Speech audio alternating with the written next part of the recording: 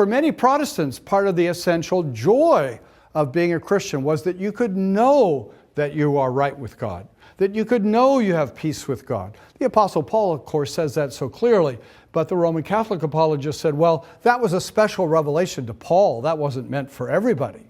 But Paul doesn't say, I have peace with God. He says, we have peace with God. That's the assurance. And in the early days of the Reformation, that was a great theme that was preached, powerfully preached by Calvin, incorporated in the Heidelberg Catechism.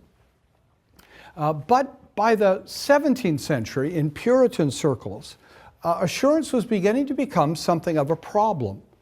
There were more and more people who said, well, I want to believe, I think I believe, but I don't know that I believe.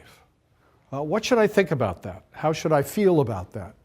And some of the Puritan pastors began to say, maybe it would be helpful to separate faith from assurance and say to people, well, you know, it's possible to have faith and not know it fully.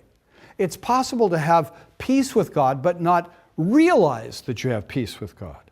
So let's separate faith from assurance so we can more easily help people become assured.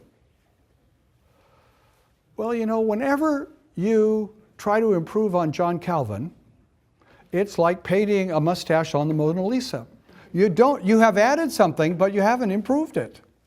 And that's what many of the Puritans found, that the separation of faith and assurance actually led to a growing problem of assurance. And when they came to write the Westminster Standards, they weren't quite sure what to put in there.